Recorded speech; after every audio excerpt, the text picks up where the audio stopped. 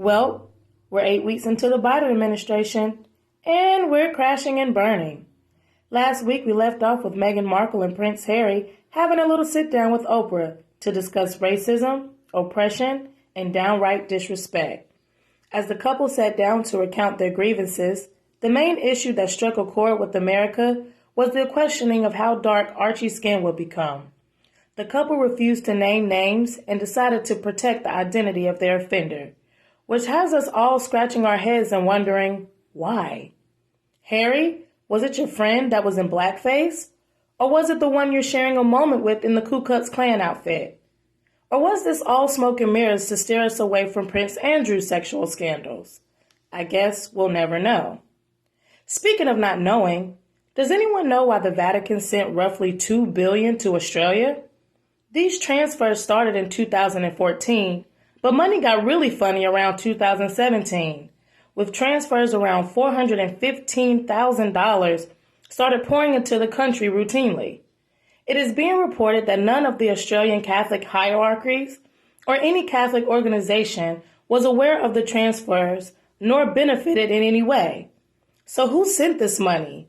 Who received this money? And why?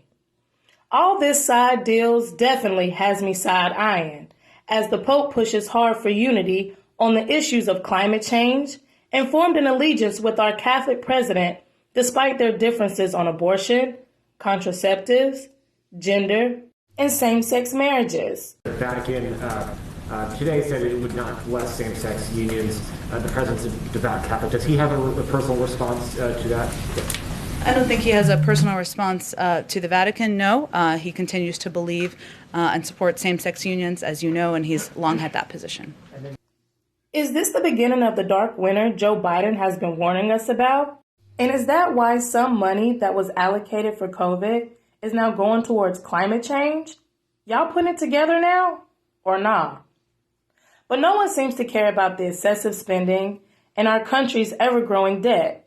Just make sure their bank account reflects that $1,400 stimmy, as the $1.9 trillion rescue plan has been signed. How is a country that is over $20 trillion in debt able to afford a $1.9 trillion plan? You don't get out of debt by creating more debt. The value of the dollar is going down. What is the country using as collateral? I'll let you do your own research on that. And while you're doing your research, look up the REACT Act and ask yourself why Democrats will block this bill while passing the Dreamers and Farmers Immigration Bill. What is happening at our borders is not to be taken lightly. Biden created a crisis at the border, promising citizenship, and then now this flood of immigrants is at our border and Biden is unable to accommodate them and refuses to declare this a disaster. With FEMA, though, specifically, their mission is helping people before, during, and after disasters. We've heard you say that it's a problem, that it's a challenge. Is it now a disaster? I appreciate the opportunity. I do like your mask. But I will say that FEMA is there to help ensure that the people who are at the border, who are coming across the border, have access to HHS and ORR shelters, that we can swiftly place them with vetted families. They're playing a number of roles there to address what we feel is a significant problem and a significant challenge. This is now becoming a breeding ground for sex trafficking, as children young as 6 years old are being found unaccompanied and undocumented. Listen, I'm not for illegal immigration, but I'm also not for these unnamed children becoming furniture on Wayfair either. If you know, you know. And with people still hesitant about getting the vaccine, Trump had a phone interview and states he recommends that people get the shot. However, he still respects free choice. He said, quote, I would recommend it. I would recommend it to a lot of people that don't want to get it. And a lot of those people voted for me, frankly. But you know, again, we have our freedoms and we have to live by that. And I agree with that also. But it's a great vaccine. It's a safe vaccine and it's something that works. This is now multiple times that Trump has recommended the vaccine and urged people to get it. Another time recently being at CPAC, when he told people to go get your shot. But is this a good idea? Trump absolutely should get credit for Operation Warp Speed and the fact that he had a vaccine available to combat the coronavirus. However, what is being reported about the vaccine and the side effects that may occur, is it smart to say, go get your shot, it's safe, and it works? Trump, there are multiple vaccines. Which one specifically is the safest and works the best? And have you taken it yourself? And if so, which one did you take?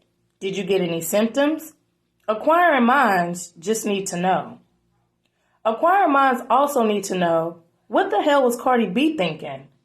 In a heated Twitter debate between Candace Owens and Cardi B over her soft porn Grammy performance with Megan Thee Stallion, Cardi B took jabs at Candace's interracial relationship, saying she was slaving over a hot ham and cheese sandwich for her white husband, and posted a Photoshop tweet claiming the accusations were true, that Candace's husband cheated on her, and then insinuated that Candace's brother and husband liked to, and I quote, slap cocks. Candace is the queen of taking people to the cleaners, and Cardi will not be the exception, as Candace says she will be suing Cardi B for defamation of character. Cardi has since fired back, saying that she was not the originator of the tweet. Unfortunately, that matters not when it comes to defamation.